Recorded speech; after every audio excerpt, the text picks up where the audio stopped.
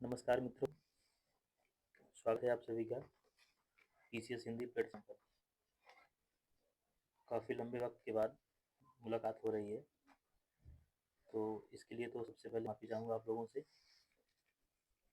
आज हम 2025 यूपीपीसीएस 2025 के लिए बात करेंगे कि कौन कौन सी बुक्स को फॉलो करना है 2025 के लिए, जो कि आप लोगों ने देखा होगा। जिस प्रकार से 2024 का जो पेपर आया हुआ है वो एकदम हट करके पेपर है, क्योंकि अभी तक का जो ट्रेंड रहा है पीसीएस का, उसमें मैक्सिमम जो क्वेश्चन होते थे वो फैक्चुअल होते थे। उसमें वन लाइनर अधिकांश जो क्वेश्चन होते थे वो वन लाइनर होते थे वो, ठीक है। और इसमें जो करंट होता था 25-30 क्वेश्चन, बहुत ही आसान होता था करंट अफेयर्स का। लेकिन इस बार जो करंट अफेयर्स आया हुआ है उसके साथ साथ में जो भी सब्जेक्ट के जो क्वेश्चन आए हुए हैं वो सब एकदम से हट करके हैं। तो इसलिए 2024 को देखते हुए जो 2025 से 26 के जो भी स्टूडेंट्स हैं, वो कौन कौन सी बुक्स को फॉलो करें या किस प्रकार से पढ़ें हैं, उस पर आज हम चर्चा करेंगे, ठीक है। तो सबसे पहले कि जैसे कि आप लोग देख रहे हैं कि पहले बात करेंगे भूगोल पर, ठीक है। देखिए, भूगोल पर जो हमने यहाँ पे लिखा है वो है महेश कुमार बर्णवाल, ठीक है ना। अच्छी सबसे अच्छी बुक होती है महेश कुमार बर्णवाल की। इसमें दो तरह की किताबें हैं। एक तो है कि आपको अलग अलग किताब है, उसमें वर्ल्ड ज्योग्राफी अलग है और इंडियन ज्योग्राफी अलग है, ठीक है। आप अगर चाहें तो अलग ले सकते हैं, और अगर चाहें तो दोनों जो कंबाइंड आती है आप उसको भी ले सकते हैं, कोई दिक्कत नहीं है उसमें। इसके अलावा अगर आपके पास, अगर आप बर्नवाल नहीं पढ़ना चाह रहे हैं तो आप एनसीईआरटी ले सकते हैं, ठीक है ना, एनसीईआरटी, ठीक। और एनसीईआरटी आप लीजिए तो आप जो है कक्षा 8 से लेकर के कक्षा 12 तक की जो भी एनसीईआरटी है आप उसको ले सकते हैं, उसको पढ़ सकते हैं, ठीक है। दोनों में से आप कोई भी ले सकते हैं, महेश कुमार बर्नवाल की किताब भी ले सकते हैं या फिर एनसीईआरटी भी ले सकते हैं, कोई दिक्कत नहीं है। जो बर्नवाल की किताब है वो एनसीईआरटी बेस्ड है, उसमें जो भी कंटेंट वगैरह है सब वो सब एनसीईआरटी से ही लिए गए हैं, ठीक है। और इसके साथ में घटना चक्र तो पढ़ना ही पढ़ना है, क्योंकि पीसीएस के लिए घटना चक्र का जो रिलेवेंस है वो कभी खत्म नहीं होने वाला है, तो आपको उसको तो पढ़ना ही पढ़ना पड़ेगा, घटना चक्र, ठीक है। इसके बाद हम चलते हैं पर्यावरण पे। तो इसके लिए एक दृष्टि एक क्विक बुक आती है ना, आपको उसको लेना पड़ेगा, अच्छी बुक है। इसके साथ साथ में घटना चक्र, ठीक। तो इतना पर्याप्त रहेगा, क्योंकि आसान क्वेश्चन आते हैं इकोलॉजी एंड एनवायरनमेंट के, ठीक। इसका जो तीसरा है वो है इतिहास। अब इतिहास में 3 पोर्शन है इसके, 3 सेगमेंट है इसके। प्राचीन इतिहास है, मध्यकालीन है और आधुनिक भारत है। प्राचीन है, मध्यकालीन और आधुनिक भारत। तो प्राचीन में मैं तो कहूँगा आप लोगों को कि जो आर एस शर्मा है, राम शरण शर्मा, एनसीईआरटी बेस्ड है ये, एनसीईआरटी ही है ये। आप इनको ले सकते हैं, अच्छी बुक है, मैं तो यही लेकर पढ़ता हूँ, आप भी ले सकते हैं इसको पढ़ने के लिए, ठीक है। और जो इसके बाद मध्यकालीन में आप इम्तियाज़ अहमद ले सकते हैं, इम्तियाज़ अहमद अच्छी बुक है, बहुत अच्छी बुक है, ठीक। आप इसको ले सकते हैं। और आधुनिक भारत में आप स्पेक्ट्रम ले सकते हैं या फिर आप ले सकते हैं बिपिन चंद्रा। दोनों में से आप कोई भी एक बुक ले सकते हैं, कोई दिक्कत नहीं है, दोनों अच्छी किताबें हैं, ठीक है। इसके साथ साथ में आपको पढ़ना है क्या, मैंने बोला ना घटना चक्र, घटना चक्र तो पढ़ना ही पढ़ना है आप लोगों को। अब कैसे पढ़ना है उसको हम बताएंगे, एक बात करेंगे अगली वीडियो में, ठीक ना।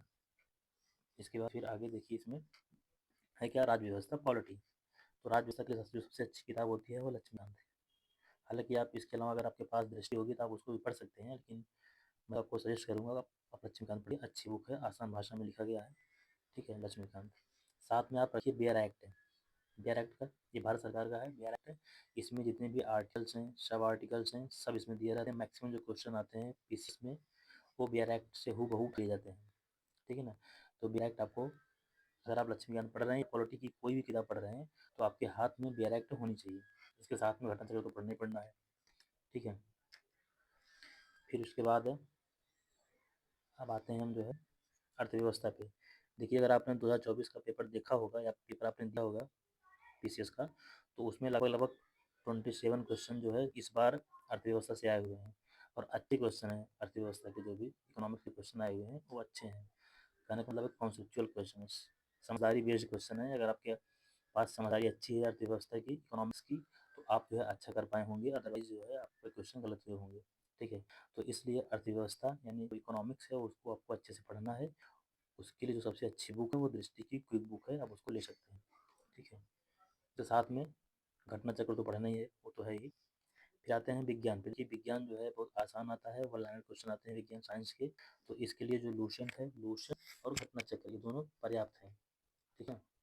अगर आपने देखा होगा 24 का पेपर, तो वन लाइनर बहुत सिंपल क्वेश्चन आए थे विज्ञान साइंस से। फिर अगला है तथ्यसार, सॉरी यूपी स्पेशल। यूपी के लिए आप ले सकते हैं तथ्यसार, घटना चक्र की आती है, हर साल आती है, ठीक है ना। आप उसको, उसमें यूपी का करंट भी रहता है और यूपी का जो स्टैटिक रहता है, स्टैटिक पोर्शन वो भी रहता है उसमें तथ्यसार में, ठीक है। हालांकि 24 में यूपी के क्वेश्चन नहीं आए हैं, तो ये ज़रूरी नहीं है कि अब आगे जो है क्वेश्चन नहीं आएंगे 25 या 26 में, तो आपको पढ़ना पड़ेगा, ठीक है। यूपी तो आप ले सकते हैं तथ्यसार घटना चक्र की। और फिर आते हैं जनगणना में। जनगणना में ये क्वेश्चन आया था इस बार पीसीएस के एग्जाम में 24 वाले में। आपने देखा होगा, आपने दिया होगा पेपर, अगर आपने पेपर देखा होगा तो उसमें दिया था ना जनसंख्या को अरेंज करने के लिए, उसमें यूपी था, महाराष्ट्र था, बिहार था, पश्चिम बंगाल था, एकमात्र क्वेश्चन आया था जनगणना का, ठीक है। तो आप उसके लिए परीक्षावाणी है, आप उसको ले सकते हैं, परीक्षावाणी की जनगणना। इसके साथ में आता है एग्रीकल्चर, इसमें आपका एग्रीकल्चर रहेगा, कृषि रहेगा, आपका व्यापार वाणिज्य रहेगा, है ना। तो इसकी किताब आती है परीक्षावाणी, हर साल ये भी किताब आती है, आप इसको ले सकते हैं। इसमें आपको कृषि जितने भी एग्रीकल्चर हैं, एग्रीकल्चर जितने भी संबंधित डाटाज हैं सब उसमें मिल जाएंगे आपको, आप ले सकते हैं उसको, ठीक है। Current affairs. करंट अफेयर्स बहुत महत्वपूर्ण सेगमेंट है, आपको इसको अच्छे से पढ़ना है, तो इसके लिए मैं आपको सजेस्ट करूँगा कि आप जो है मंथली मैगजीन लीजिए, क्रॉनिकल या फिर कोई भी सकते हैं, लेकिन अच्छी मैगजीन होती है क्रॉनिकल, या फिर आप दृष्टि ले सकते हैं, दृष्टि आती है मंथली मैगजीन, उसको भी पढ़ सकते हैं, ठीक है। और फिर आप जब एग्जाम रहेगा लास्ट में, तो एक घटना सार आती है 6 महीने की या साल भर की, आप उसको पढ़ सकते हैं। और ई दृष्टि भी आती है, आप उसको भी ले सकते हैं ना। अगर आप मंथली मैगजीन पढ़ते रहेंगे तो कोई समस्या नहीं होगी, लास्ट टाइम एग्जाम के टाइम पे आप घटना सार या ई दृष्टि लेके पढ़ सकते हैं, कोई दिक्कत नहीं होगी। फिर आता है कला एवं संस्कृति, आर्ट एंड कल्चर। तो आर्ट एंड कल्चर में डायरेक्ट क्वेश्चन नहीं आता है पीसीएस में, है ना, ये मेंस में क्वेश्चन आते हैं। फिर भी अगर आप पढ़ना चाहते हैं आर्ट एंड कल्चर, तो आप नितिन सिंघानी की किताब आती है, आप उसको ले सकते हैं। उसमें सब नहीं पढ़ना, उसमें सेलेक्टिव चीज़ें पढ़ना है, ठीक है ना, आर्ट एंड कल्चर के लिए, तो आप वो ले सकते हैं, ठीक। तो इतनी इतनी जो किताबें हैं, बुक्स हैं, आप उसको ले सकते हैं, ठीक है ना। इसके अलावा जो है आपके पास पीसीएस की तैयारी करते वक्त आपके पास जो लूसेंट होनी चाहिए, ठीक है। आपके पास जो है लूसेंट, जो एक लूसेंट दो आती है, एक आती है थियरी वाली लूसेंट, एक आती है क्वेश्चन क्वेश्चन बैंक एक है, और एक है लूसेंट थियरी का पोर्शन। तो आप जो है लूसेंट में जो थियरी वाला पोर्शन है, आप उसको लेके पढ़ते रहिए, बहुत अच्छी किताब है, बहुत सारे क्वेश्चन जो डायरेक्ट आते हैं लूसेंट से। पर 24 का जो एग्जाम है पीसीएस का, इसमें बहुत सारे क्वेश्चन आए हुए हैं लूसेंट से, है ना। और घटना चक्र तो आपको पढ़ना ही पढ़ना है, ठीक। तो ये हो गया आपका जो है, इतनी किताबें आपको पढ़नी है। कैसे पढ़ना है उसको हम अगले वीडियोज़ में बातचीत करेंगे, उसके लिए कि आपको किस तरह से पढ़ना है, कब किन किन सब्जेक्ट पे कितना समय देना है, कितना टाइम देना है ना, तो इन सब पर हम बात करेंगे नेक्स्ट वीडियोज़ में, ठीक है। और ये जो एक और, हाँ, अगर आपने देखा होगा इस बार सी सेट, तो सी सेट में बहुत सारे बच्चे इस बार फेल हुए हैं, क्योंकि सी सेट का पेपर टफ था। देखिए उसमें हिंदी आसान थी, है ना, रीजनिंग भी आसान थी, लेकिन जो कम्युनिकेशन है यानी संप्रेषण है काफ़ी टफ आ गया था। इसकी वजह से बहुत सारे लोग फेल हो रहे हैं, मेरे जानने में बहुत सारे लोग जो कि सी सेट में फेल हो रहे हैं, उनका जीएस में अच्छे मार्क्स हैं, लेकिन सी सेट में वो फेल हो रहे हैं। तो आपको जो है अभी से ही, अगर आप 25 पीसेस दे रहे हैं, तो आपको अभी से ही सी सेट पर काम करना है। आप 1 घंटा जो है डेली, 1 घंटा आप डेली सी सेट पर आप काम करिए, ठीक है ना। तो उसके लिए एक लिलित शिल्पी पब्लिकेशन की एक किताब आती है, शॉर्ट पेपर है, शिल्पी या दृष्टि कोई भी ले सकते हैं आप, ठीक है ना। आप उसको लीजिए, जितने भी जो क्वेश्चन है उसमें मैथ्स के, रीजनिंग की, आप उसको सॉल्व करिए अच्छे से। आप मैथ्स की क्लासेस कर सकते हैं यूट्यूब वगैरह पे, है ना। आप पढ़िए सेट को अच्छे से। और संप्रेषण की एक किताब आती है घटना चक्र की, आप उसको पढ़िए, ठीक है ना। तो अगर आप सी सेट पर अभी से काम नहीं करेंगे तो आपको लास्ट टाइम समस्या हो सकती है, क्योंकि इस बार बहुत सारे लोग फेल हो रहे हैं सी सेट में। तो इसलिए मैं आपको कहूँगा कि आप अभी से ही जो है सी सेट पे काम करना शुरू करिए, कम से कम 1 घंटा दे सकते हैं यार सी सेट पे, ठीक है।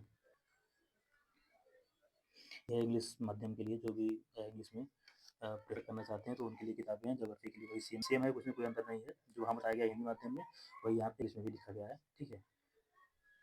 सो ठीक, मिलते हैं नेक्स्ट वीडियोज़ में, नमस्कार।